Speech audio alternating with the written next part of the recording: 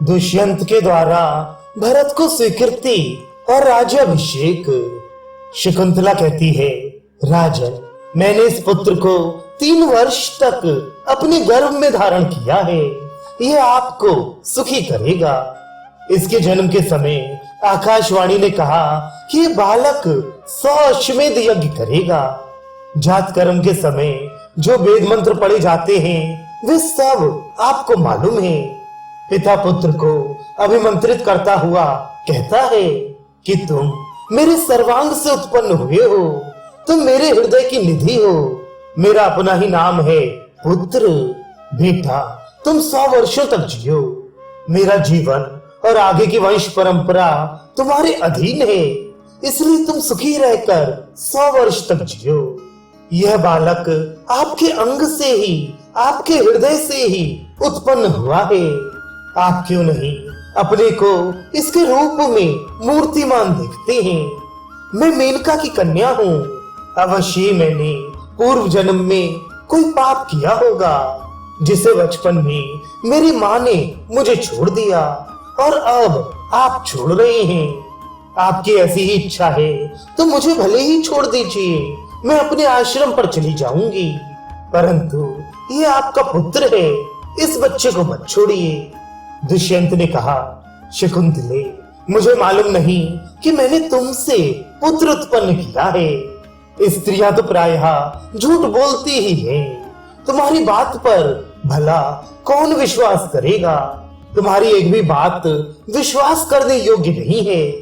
मेरे सामने इतनी ढिठाई, कहा महर्षि विश्वामित्र, कहा मेनका और कहा तेरे जैसी साधारण नारी। चली जाए यहाँ से। इतने थोड़े दिनों में भला ये बालक शाल के वृक्ष जैसा कैसे हो सकता है? जा जा, चली जा। शकुंतला ने कहा, राजन, कपट ना करो। सत्य सहस्त्र अश्वमेध से भी श्रेष्ठ है। सारे वेदों को पढ़ ले और सारे तीर्थों में स्नान कर ले, फिर भी सत्य उनसे बढ़कर है। सत्य से बढ़कर धर्म भी नहीं है। सत्य से बढ़कर कुछ है ही नहीं। झूठ से बढ़कर निंदनीय भी कुछ नहीं है। सत्य स्वयं परब्रह्म परमात्मा है। सत्य ही सर्वश्रेष्ठ प्रतिज्ञा है। तुम अपनी प्रतिज्ञा मत तोड़ो। सत्य सर्वदा तुम्हारे साथ रहे। यदि झूठ से ही तुम्हारा प्रेम है और मेरी बात पर विश्वास नहीं करते हो तो मैं स्वयं चली जाऊंगी। मैं झूठी के साथ रहना नहीं चाहती। राजन, मैं कह देती हूँ कि चाहे तुम इस लड़के को अपनाओ या नहीं, मेरा ये पुत्र ही सारी पृथ्वी का शासन करेगा। इतना कहकर शकुंतला वहां से चल पड़ी। इसी समय ऋत्विज, पुरोहित, आचार्य और मंत्रियों के साथ बैठे हुए दुष्यंत को संबोधित करके आकाशवाणी ने कहा, माता तो केवल धौकनी के समान है, पुत्र पिता का ही होता है, क्योंकि पिता ही पुत्र के रूप में उत्पन्न होता है। तुम पुत्र का पालन पोषण करो, शकुंतला का अपमान मत करो। अपना औरस पुत्र यमराज के पंजों से छुड़ा लेता है। सचमुच तुम्ही ने इस बालक का गर्भाधान किया था। शकुंतला की बात सर्वथा सत्य है। तुम्हें हमारी आज्ञा मानकर ऐसा करना ही चाहिए। तुम्हारे भरण पोषण के कारण ही इसका नाम भरत होगा। आकाशवाणी सुनकर दुष्यंत आनंद से भर गए। उन्होंने पुरोहित और मंत्रियों से कहा, आप लोग अपने कानों से देवताओं की वाणी सुन लें। मैं भी ठीक ठीक यही जानता और समझता हूँ कि यह मेरा पुत्र है। यदि मैं केवल शकुंतला के कहने से ही इसे स्वीकार कर लेता तो सारी प्रजा इस पर संदेह करती और इसका कलंक नहीं छूट पाता। इसी उद्देश्य से प्रेरित होकर मैंने ऐसा दुर्व्यवहार किया है। अब उन्होंने बच्चे को स्वीकार किया और उसके संस्कार कराए। उन्होंने अपने पुत्र का सिर चूमकर उसे छाती से लगा लिया। चारों ओर आनंद की नदी उमड़ आई। जय जयकार होने लगा।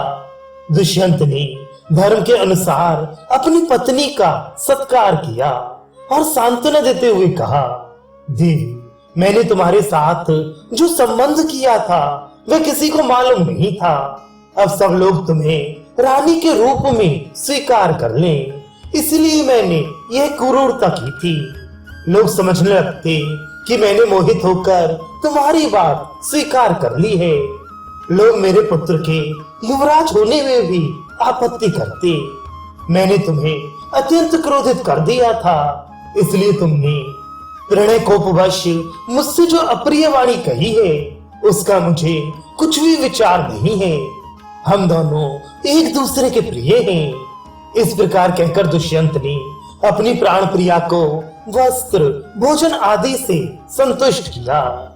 समय पर भरत का युवराज पद पर अभिषेक हुआ।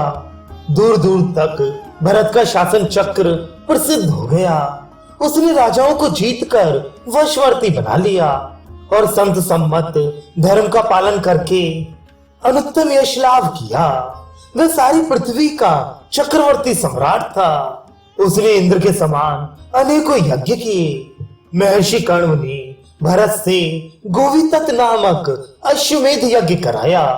उसमें यूं तो सभी ब्राह्मणों को दक्षिणा दी गई थी, परंतु महर्षि कण्व को सहस्त्र पद्म मोहरें दी गई थी।